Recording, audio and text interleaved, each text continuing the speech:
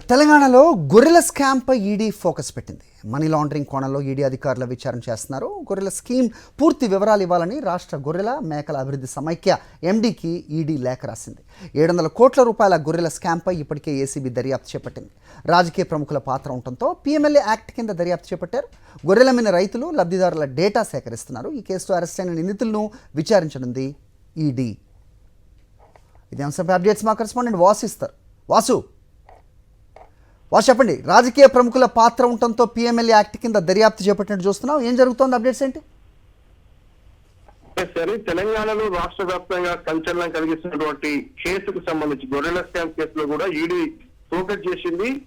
నిన్న ఎవరైతే ఈ గొర్రెల మేకల అభివృద్ధి సమైక్య ఎండీకి ఈడీ లేఖ రాసింది. దీనికి సంబంధించినటువంటి పూర్తి వివరాలు కావాలని కూడా కోరింది. ఇదే నేపథ్యంలో కూడా ఏసీబీ కూడా వివరాలు కావాలని కూడా లేఖ రాసినట్టుగా తెలుస్తోంది.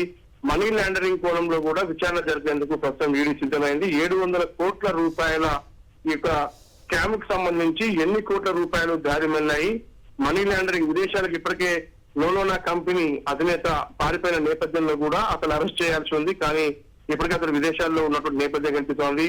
ఇదే కేసులో కూడా ప్రస్తుతం గొర్రెల సమైక్యకు సంబంధించినటువంటి సిఇఓను, మరోపక్క మా శాఖ మంత్రి ఓఎస్డి కళ్యాణ్ కూడా అరెస్ట్ చేసిన నేపథ్యాన్ని చూశాం. వాళ్ళిద్దరిని కూడా విచారించే పనిలో ప్రస్తుతం ఈడీ పడింది. భారీగా డబ్బులు చేతులు మారడంతో పాటు రాజకీయ ప్రముఖుల పాత్ర ఉంది అని ఈడీ బలంగా నమ్ముతుంది. ఈ నేపథ్యంలోనే పీఎంఎల్ఏ యాక్ట్ కింద కేసు నమోదు చేసి దర్యాప్తు చేస్తా ఉంది. అదే 2 కోణాలకు సంబంధించి గొర్రెల అమ్మిన రైతులు, లబ్ధిదారులు ఎవరైతే ఉన్నారో వాళ్ళిద్దరిని కూడా పిలిపించి ఆ డాటా మొత్తాన్ని కూడా ఈ రోజు వీళ్ళ దగ్గర నుంచి సేకరించిన తర్వాత కూడా వాళ్ళందరినీ పిలిచి ఏ విధంగా ఒక స్కీమ్ ను స్కామ్ గా మార్చిన నేపథ్యానికి సంబంధించి పూర్తి స్థాయిలో కూడా ఈడీ దర్యాప్తు చేస్తా ఉంది. ఎన్ని కోట్ల రూపాయలు చేతులు మారాయి, అది ఏ విధంగా విదేశాలకు తరలివేలా, ఎక్కడ పెట్టుబడి పెట్టారన్న అంశాలకు సంబంధించి పూర్తి స్థాయిలో కూడా దర్యాప్తు చేస్తా ఉంది. ఇప్పటి వరకు ఈ కేసులో అరెస్ట్ అయిన వారందరినీ కూడా ఈడీ విచారించబోతోంది.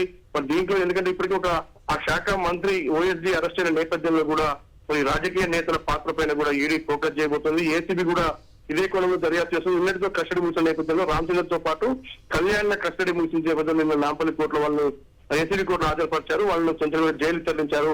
వాళ్ళు మరోసారి ఈడీ కస్టడీ తీసుకుని విచారించే యోచనలో ఉన్నట్టుగా తెలుస్తోంది. మరికొంతమంది రాజకీయ నేతలకు కూడా నోటీసు ఇచ్చే అవకాశాలు అయితే లేకపోలేదు.